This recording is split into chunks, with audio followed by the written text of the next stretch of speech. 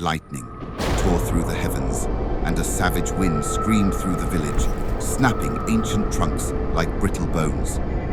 The earth itself shuddered, groaning under the weight of an unseen force, and the villagers erupted into frantic, desperate chaos. Chief Omondi soldiers gripped their spears, their faces drained of color. They fixed their eyes to the sky. But what blade could pierce the heavens? What shield could defy the wrath of the gods?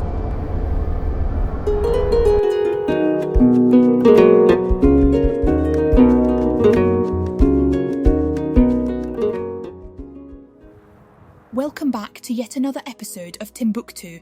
Today we'll talk about Simbi Nyaima, the village that sank, as narrated by the Luo people of Kenya.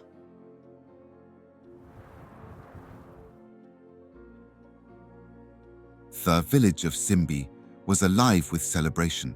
Simbi village was a breathtaking sight, nestled like a jewel in the embrace of rolling hills and wide plains, its beauty woven into the fabric of the land. The village overlooked a vast, shimmering lake, its waters a mirror of the sky, clear and blue by day, streaked with gold and crimson at dawn and dusk, and speckled with starlight under the moon's gentle gaze. The lake's surface was often still, broken only by the occasional ripple of fish leaping or the glide of herons skimming its edges, their wings casting fleeting shadows. Reeds and water lilies fringed the shoreline, their greens and whites swaying in the breeze, while the air carried the fresh, earthy scent of water and clay. The view of the lake was unobstructed, its waters stretching to the horizon, framed by distant hills cloaked in mist. The village square was the heart of Simbi village. Its red earth, packed smooth by generations of footsteps, was the bustling center of life, surrounded by neat circles of huts. These homes, with their golden thatched roofs woven from dried grasses, stood as testaments to the village's craftsmanship, their mud and wattle walls smoothed by skilled hands and painted with vibrant patterns, swirls of ochre, white and black, depicting scenes in folk tales, leaping antelopes and soaring eagles. Others told stories of ancestors, spirits, and the land. Vines of flowering creepers climbed the walls, their blossoms adding splashes of red, yellow, and purple, while small gardens of millet, yams, and herbs nestled between the homes, tended by villagers with care. Paths of packed earth wound through the village, lined with smooth stones and shaded by ancient iroko and acacia trees, their branches sprawling and thick with leaves, offering cool shade from the lakeside sun, which sometimes scorched without mercy. Children often played beneath their branches, their laughter mingling with the songs of weaver birds flitting overhead. Smoke rose lazily from cooking fires, its scent mingling with the fragrance of roasting meat and brewing millet beer, while women carried clay pots balanced on their heads, their movements graceful and steady. The party went on, and the endless supplies of food and drink keeping all the people entertained as they celebrated the victory over the people of Lango. At the edge of the village, a solitary hut stood apart, away from the warmth of the village, but no one bothered to look at it. Wasn't it known by all that the woman who lived in it was a cursed witch? They all rushed into the center of the village to continue with the partying that they had looked forward to for many days, ever since their soldiers returned from that great and decisive battle. It was a great time to celebrate victory against their perennial enemies, the people of Lango. A pulsing heartbeat of joy and triumph echoed across the village, past the vast hills surrounding it, and into the lake. Even fishermen, who were deep inside it at work, felt the vibrant energy coming out of Simbi. The air was thick with the scent of roasting meat. Goats and chickens spitted over open fires, their fat sizzling and dripping into the flames, sending plumes of fragrant smoke curling into the night sky. The soldiers, their chests painted with ochre and ash in swirling patterns that spoke of courage and strength, boasted loudly of their victory over the Lango people. Their voices rose above the rhythmic pounding of drums, their laughter deep and unrestrained, spilling golden millet beer from gourds as they lifted them to their lips. The liquid splashed onto the dusty earth, mingling with the red soil, a libation to their great triumph. In that town square, dancers twirled, their bodies adorned with beads and cowrie shells that clinked and shimmered under the flickering firelight. Their feet stamped the ground, raising clouds of red dust that hung in the air like a veil, their movements fluid and hypnotic. The drummers beat their instruments with a fervor that seemed to shake the very earth, their hands a blur of motion, their faces glistening with sweat. Wrestlers grappled in the center of the crowd, their muscles gleaming with oil, their grunts and shouts adding to the cacophony of celebration. The villagers cheered, their faces flushed with pride and revelry, their voices mingling in a chorus of joy. At the head of the square, atop a raised platform of woven grass mats, sat Chief Omondi. His broad frame was draped in a leopard skin cloak, its golden spots catching the firelight, a symbol of his authority and prowess. His eyes, sharp and commanding, surveyed his people with a mixture of satisfaction and pride. His graying beard framed a face etched with the lines of leadership, and his presence radiated an unyielding strength. Around the great chief, advisors nodded approvingly, their voices low as they praised the soldiers' valor, their words laced with flattery and ambition. The chief's youngest son, a boy of 12, sat at his feet, his eyes wide with awe as he watched the soldiers, dreaming of the day he would join their ranks. With Chief Omondi's blessings, the dancing and eating and partying went on for hours. As the feast reached its height, the drums pounding like a storm, a ripple of unease passed through the crowd. The laughter faltered, the dancers paused mid-step, their beads clinking softly in the sudden silence.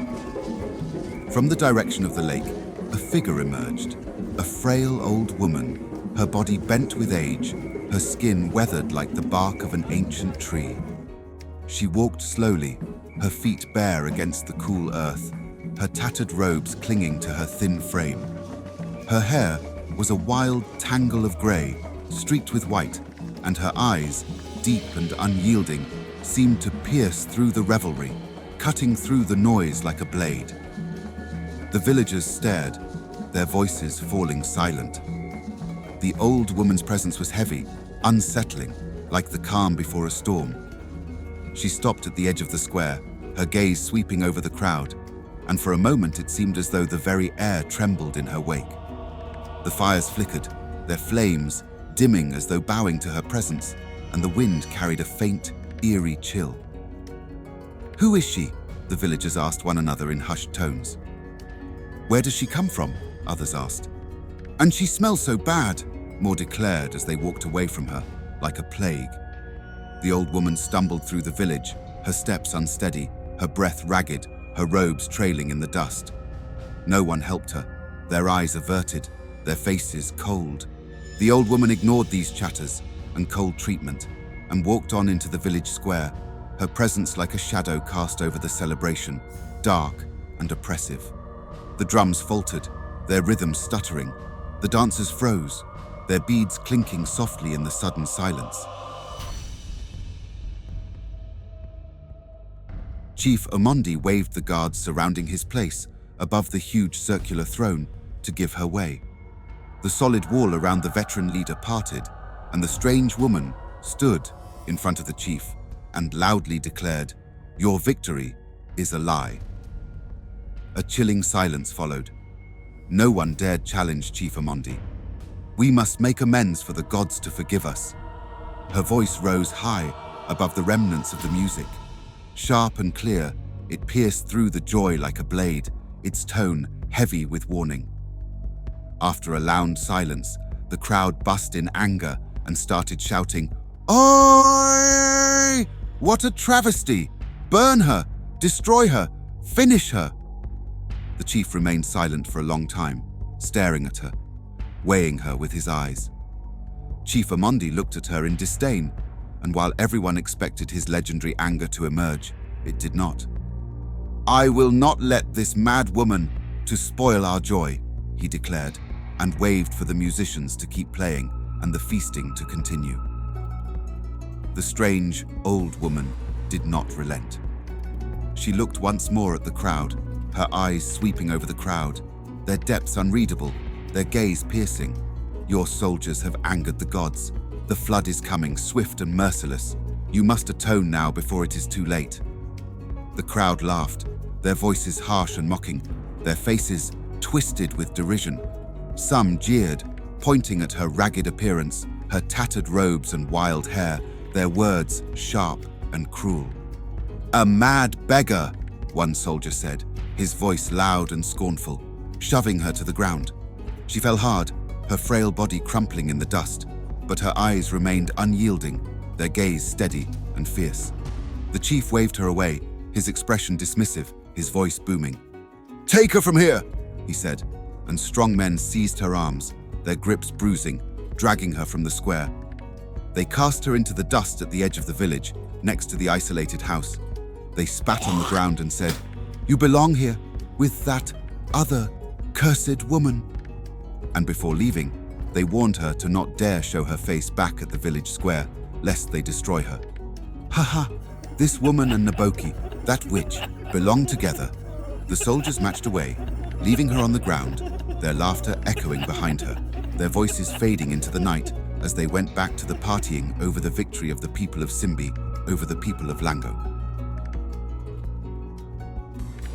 1 moon ago, the soldiers of Simbi had marched to battle, their faces painted in the colors of war, red for courage, black for strength, white for the spirits of their ancestors. Their weapons gleamed under the sun, spears and shields held high, their footsteps steady and resolute. They moved as one, a river of determination flowing toward the border that separated their land from that of the Lango people. The air was thick with the scent of sweat and anticipation, the soldiers' chants rising like a tide, their voices blending with the rustle of grass and the distant cry of a hawk. The river marked the boundary, its waters swift and clear, reflecting the cloudless sky above. On the far bank, the Lango soldiers waited, their own faces painted, their eyes fierce with defiance. Their shields were adorned with intricate carvings, symbols of their gods and ancestors, and their spears glinted in the sunlight, sharp and deadly. The air was thick with tension, the silence broken only by the rustle of leaves and the occasional splash of a fish breaking the surface of the river. Then, with a shout that shattered the stillness, the battle began. War cries echoed, a cacophony of rage and resolve that seemed to shake the earth. Spears clashed against shields, the sound sharp and metallic, reverberating through the air. Arrows flew, their tips glinting like stars before finding their marks in flesh and bone, their impact drawing grunts and screams. The riverbank became a chaos of movement, bodies colliding, weapons flashing. The ground churned into mud by the fury of the fight. Blood spilled into the water, turning its clear currents red, a crimson stain that spread like wildfire, mingling with the reflections of the sky. The soldiers of Simbi fought with a fury born of pride, their blades cutting through their enemies like a scythe through grass. They pushed forward, their ranks unbroken, their spirits bolstered by the thought of victory. The Lango soldiers fell back, their numbers dwindling, their cries growing weaker, their faces etched with desperation. The earth was littered with the fallen, their bodies broken and still, their blood soaking into the soil, a grim testament to the cost of war. The river ran red, its waters carrying the weight of the dead, and the air was thick with the stench of death and smoke. Soon the battle was over. The soldiers of Simbi raised their weapons in triumph, their voices lifted in song, their chests heaving with exertion. They laughed and embraced, their faces streaked with sweat and blood, their eyes bright with the thrill of victory. They gathered the spoils of war, spears, shields, and ornaments taken from the fallen, and prepared to return home, their hearts light with the promise of glory. But as they moved deeper into Lango's land, their celebration faltered.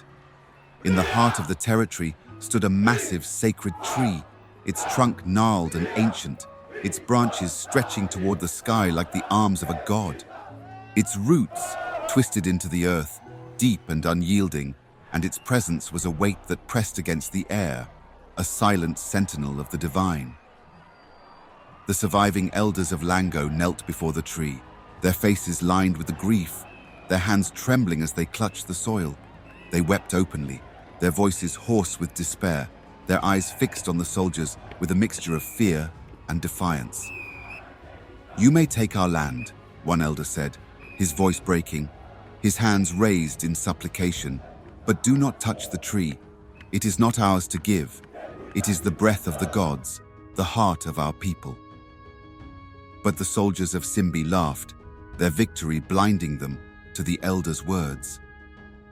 They saw only a symbol of their enemy's weakness, a relic of superstition to be cast aside. They gathered dry branches and grass, piling them at the base of the tree, their movements quick and careless. They struck flint against steel, and flames leapt to life, hungry and merciless, their orange tongues licking at the bark, climbing higher and higher.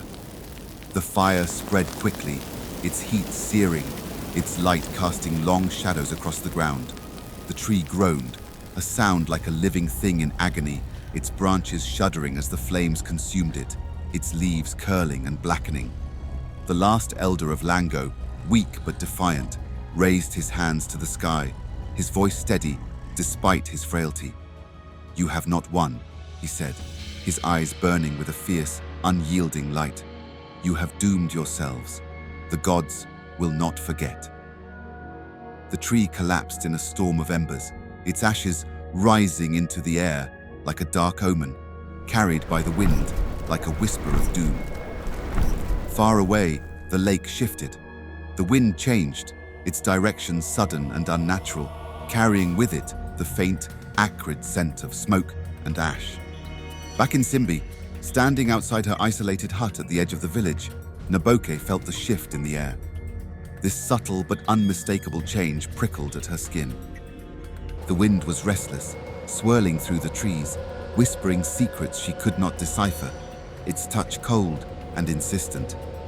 The animals were uneasy, their eyes wide and darting, their movements skittish, goats bleating nervously, dogs pacing, birds taking flight without cause. Naboke stood at the edge of her hut, her shawl pulled tight against the chill, her eyes fixed on the horizon. She knew the signs, had seen them before in the days when she was still respected. The lake stirred, without Raza, its surface rippling as though something vast and unseen moved beneath it, its waters dark and restless. It was the unmistakable warning of a coming disaster. Naboke's hut stood at the end of the village, far from the warmth of the fires and the laughter of the village. Here, Naboke sat alone in her small thatched hut, where she lived with her young 3 children. The walls of her home were cracked, the roof sagging under the weight of neglect, the shadows within deep and oppressive. She sat cross-legged on a mat, her thin frame wrapped in a faded shawl, her eyes fixed on the distant glow of the feast. And so, she sat at the edge of the village and watched everything going on, missing the warmth of her people. She watched the celebration, but she did not partake. She was an outsider in her own home, a ghost haunting the edges of a life she no longer recognized. Once, she'd been respected, a healer whose hands had soothed fevers and mended wounds, whose voice had carried weight in the council of elders. But now, she was shunned, her name whispered with suspicion and fear. The villagers had turned their backs on her, blaming her for the misfortunes that had befallen her family. She missed the days when everyone would consult her to solve all manner of problems that needed her healing hand and unending wisdom. She had once been a healer, her hands guided by the spirits, her words trusted by all. Her hut had been a place of refuge, its walls lined with herbs and roots, its air thick with the scent of burning incense. But that was before the fever had come, a sickness that had swept through her family like a wildfire, swift and merciless. It had taken her parents first, their bodies racked with chills, their breaths shallow and labored. Then her brothers, strong men, reduced to shadows, their eyes sunken, their voices silenced. She had tried to save them, her hands trembling as she mixed remedies, her prayers rising into the night, but the spirits had turned their backs. The village had turned on her, their whispers growing louder, their eyes colder, their words sharper. The village had blamed her, saying her failure was a sign of her weakness, her unworthiness. Now they mocked her, their voices sharp and cruel, their eyes cold and accusing. Even her husband, Okoth, had begun to distance himself, his visits rare, his words sharp, his eyes avoiding hers. Over time, she had been pushed to the edge of the village, her hut, a lonely outpost in a sea of rejection, its walls a barrier between her and the life she had once known. They had banished her to the edge of the village, where she was abandoned and given no respect. Her only solace were her 3 young children, who remained with her and were the only people who spoke to her. When Chief Omondi and his soldiers were preparing to go to war with Lango, they did not bother to ask for her divination and good luck charms, as they had done before. This was a strong contrast from years before, when the chief always consulted her, and she her charms for advice before making any major decision. She looked from afar as the soldiers prepared for battle. Despite the strong desire not to think about it, she felt that the war would bring disaster to her people. The evening before the soldiers left, Naboke walked along the lakeshore, as was her habit. Yet on that day, she saw birds flying backwards, their wings beating against the wind as though trying to escape an unseen force. A lone jackal watched her from the trees, its yellow eyes gleaming with something beyond hunger, an understanding of something she could not yet grasp. The reeds at the water's edge bent without a breeze, their tips trembling like frightened fingers. The frogs, usually loud with their croaks at dusk, had fallen eerily silent. She saw shadows moving across the water's surface, though no clouds blocked the moon. The lake rippled, though there was no wind. From the depths of the lake, hippos bellowed and fought, their massive bodies crashing into the water in a frenzy that sent waves rippling to the shore. Owls hooted from the treetops, their voices sharp and insistent, unnatural in their timing. The air was thick with the scent of wet earth and something else, something metallic, like blood. The lake rippled, though there was no wind, and when she closed her eyes, she heard voices carried on the air, whispering warnings she could not yet understand. Naboke could not ignore these signs. The earth was restless, the air thick with an unseen weight. The gods were stirring. She turned away from the lake and rushed back to the village, her bare feet pounding the ground, her breath coming in short, sharp bursts. The smell of roasting meat and brewing beer grew stronger as she neared, but it did nothing to settle the unease curling in her chest. The villagers were preparing for their great feast, oblivious to the warning woven into the very fabric of the night. She did not slow as she reached Chief Omondi's homestead. The guards at the entrance frowned, but did not stop her. They had long since dismissed her as a madwoman, a relic of a past time when her words had carried weight. She burst into the gathering hall where the chief sat among his warriors, his broad frame draped in his ceremonial leopard skin cloak, a gourd of beer cradled in one hand. Laughter echoed around the room, but it died the moment Naboke stepped forward, her face drawn with urgency. "The gods have warned me against this war that you are preparing for," she declared, her voice ringing through the space. "They are not blind. The air speaks of their wrath, the lake trembles with it. The birds flee, the beasts are restless. These are not simple omens. A punishment is coming. We must not ignore their signs." The warriors exchanged glances before turning their eyes to the chief. Chief Omondi's lips curled in disdain, his gaze sharp as he studied her. Then, slowly, he leaned forward, his expression unreadable.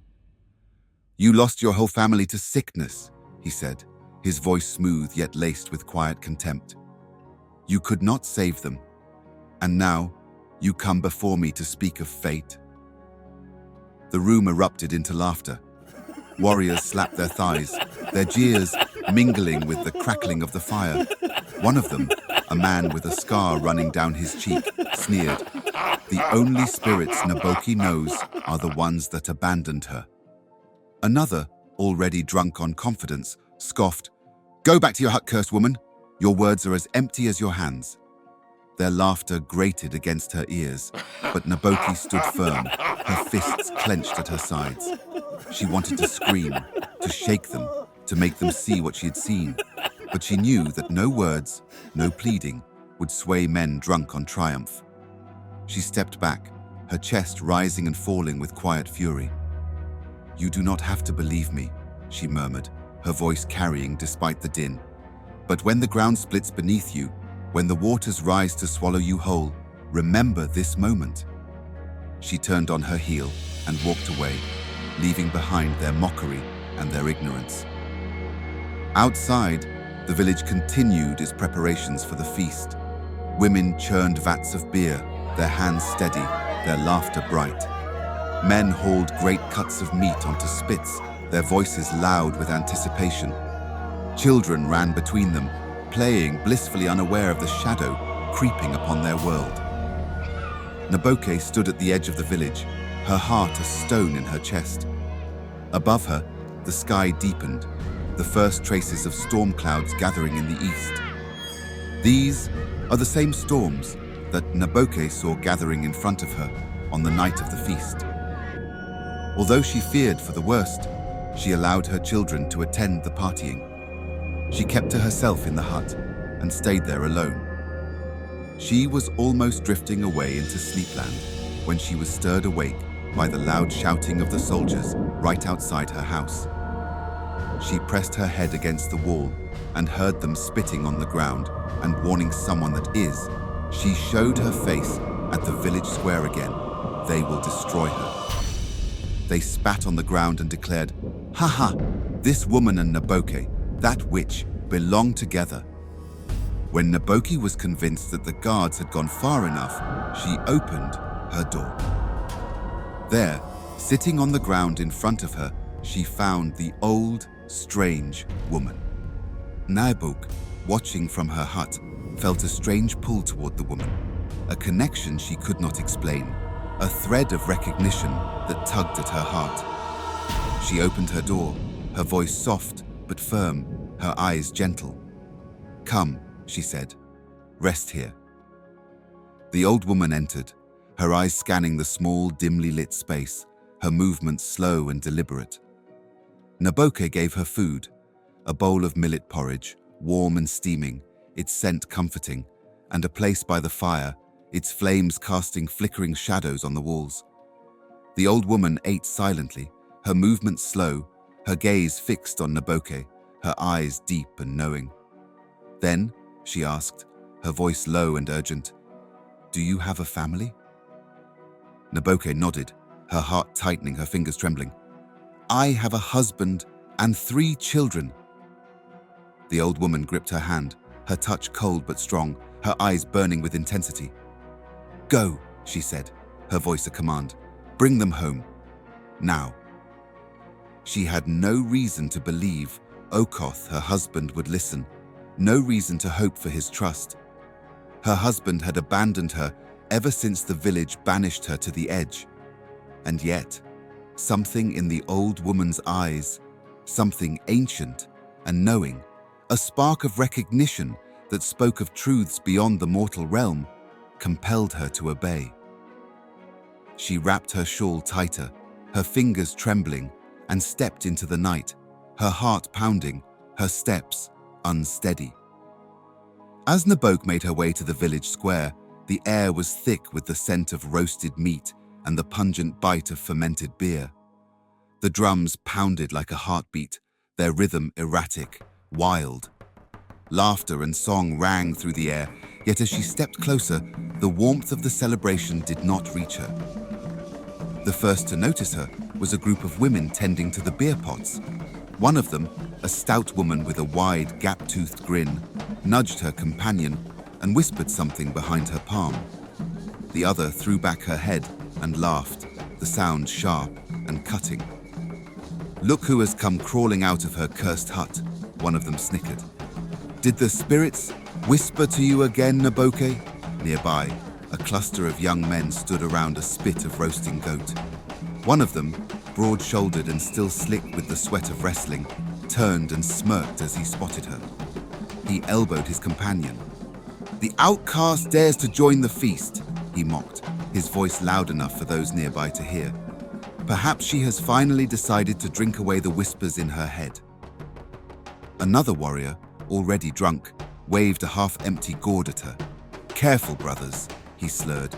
"If she looks at you too long, you might fall sick and die just like her family." He laughed, a harsh bark of sound, and others joined in. An elder, seated near the fire, shook his head. "This is a night of victory," he muttered, "not a night for ill omens." His tone was low, but deliberate, meant to be heard. Naboke clenched her fists at her sides, willing herself to remain steady. Their taunts were nothing new, but tonight, the weight of them pressed against her bones. She had come with a warning, but their eyes saw only a woman stripped of status, a woman whose words had lost their worth. As she took another step, a young child, no more than 6 or 7, was yanked back by his mother. "Stay away from her," the woman hissed, her eyes sharp with fear. "She carries misfortune." The boy blinked at Naboke, curiosity flickering across his face before his mother turned him away. The final blow came as a warrior, one of the chief's most trusted men, stepped into her path. He towered over her, arms crossed, his expression one of amused contempt. "Why are you here, Naboke?" he asked, voice dripping with mockery. "Come to beg for scraps? Or did the spirits tell you that even outcasts deserve to feast?" More laughter, more voices rising in cruel amusement. She met his gaze, her jaw tight. "I came with a warning," she said, her voice low but unwavering. "But you are too drunk on pride to listen." The warrior chuckled. "A warning? From you?" He leaned in, his breath hot with beer.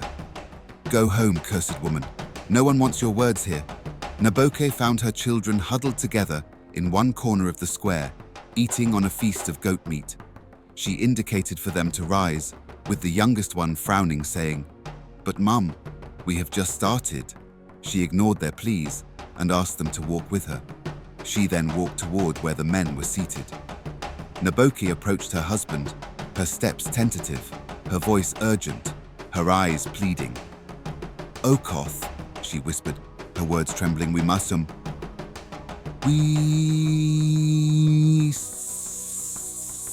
leave. The old woman speaks the truth. Danger is coming." He pushed her away, his face flushed with drink, his eyes flashing with irritation, his voice loud and harsh. "You shame me with your foolishness," he said, his words cutting, their impact sharp and painful. "Go back to your hut, Naboke. You have no place here." She pleaded with him, her hands trembling, her voice breaking, but he slapped her, the sound sharp and echoing, its sting burning her cheek. Laughter erupted from the crowd, their voices cruel and mocking, their faces twisted with scorn. Humiliated and defeated, Naboke fled back to her hut with her children, her tears hot against her cheeks, her heart heavy with despair. Naboke told the old woman what happened, her voice breaking, her hands trembling. The old woman nodded grimly, her expression unreadable, her eyes deep and knowing. "Then you must leave alone," she said, her voice steady, its tone heavy with finality. Naboke did not question her this time. She gathered her children, 2 small girls, their eyes wide with fear, their hands clutching her shawl, and stepped out of the village, her steps quick and determined. The moment Naboke and her children stepped outside the boundaries of Simbi village and into the hills, the wrath of the gods arrived. The sky darkened unnaturally fast, the stars vanishing behind a veil of clouds, their light extinguished. The villagers noticed the sudden stillness, their laughter faltering, their voices falling silent. Then, thunder rumbled, deep and ominous, a sound that seemed to rise from the earth itself, its vibrations shaking the ground. Lightning tore through the heavens, its jagged claws slashing the sky. Each strike, a blinding, merciless flash that bathed the village of Simbi in stark, unforgiving light. The air crackled with raw power as savage wind screamed through the trees, its fury relentless, snapping ancient trunks like brittle bones and tearing thatched roofs from their frames, sending them spiraling into the void. The earth itself shuddered, groaning under the weight of an unseen force, and the villagers erupted into chaos, their voices rising in a cacophony of terror, their movements frantic, desperate. Chief Omondi's voice boomed above the din, thick with dread. "Wise men, what is this madness? Speak." But his advisors stood frozen, their faces pale as death, their eyes wide with horror, their tongues bound by fear. The dancers, once fluid and alive, became statues of stone, their bodies rigid, their shadows trembling in the flickering light. The singers fell silent, their voices swallowed by dread, as mute as the depths of the lake. Children wailed, their cries piercing and raw, stumbling through the chaos to clutch at their mothers, whose own screams echoed like shattering glass. Animals bolted from their pens, their eyes wild, fleeing into the shadowed hills. But no one dared follow, not into that darkness. The sky roared, a deep, guttural bellow of rage, as if the gods themselves had torn open the heavens. A few droplets of rain fell, scalding and sharp, searing the skin like molten iron. The villagers flinched, their gasps swallowed by the wind. They turned to flee, scrambling toward their huts. But there was no refuge. Roofs lay strewn across the ground, walls trembled, and the earth beneath their feet began to quake. The soldiers gripped their spears, their knuckles white, their faces drained of color, their eyes darting skyward. But what blade could pierce the heavens? What shield could defy the wrath of the gods? Then the rain descended, a torrential, merciless deluge, a flood from the heavens that drowned the world in its fury. The drops struck like arrows, relentless and punishing, the roar of the storm swallowing every cry, every plea. The villagers surged for shelter, their movements wild, their hands clawing at the air, but there was nowhere to hide. The lake, once calm and still, began to rise, its waters swelling unnaturally, surging over the banks like a living beast, dark and ravenous.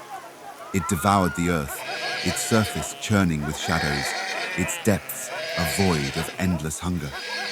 The ground split open, jagged fissures snaking through the village, and houses began to crumble, walls collapsing inward, roofs caving, screams erupting as families were trapped beneath the rubble. The flood swept through, merciless, swallowing everything in its path, silencing the cries of the living, drowning their voices in its icy embrace. Amid the chaos, the old woman stood at the edge of the village, her frail figure a stark silhouette against the maelstrom. Her robes clung to her thin frame, soaked and heavy, her hair wild and tangled, whipped by the wind. Her eyes, deep and unyielding, fixed on the destruction, her presence an unshakable witness to the gods' fury. She didn't move, did not flinch, her silence louder than the storm itself, her gaze heavy with the weight of prophecy.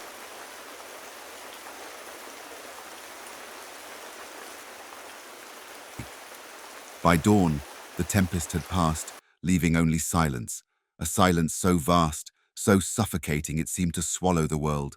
Where Simbi once stood, there was nothing but a vast, still lake, its surface smooth as glass, reflecting the pale, sickly light of the rising sun.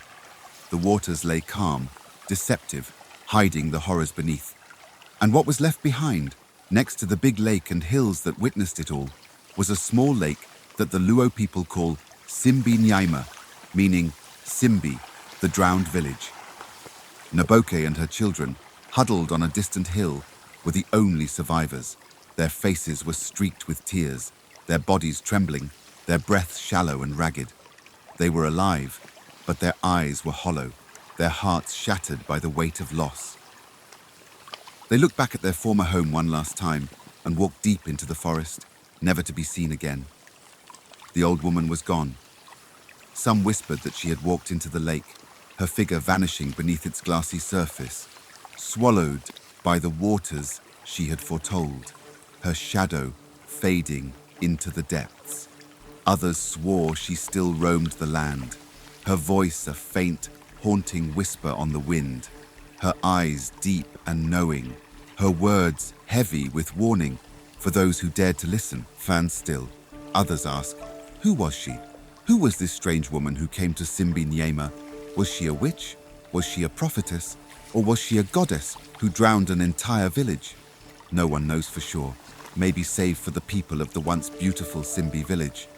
And on quiet nights, when the wind is still, the voices of the drowned can still be heard beneath the waves of Simbi Nyaima. Forever, a haunting echo of a people that forgot the gods and the price they paid for their pride.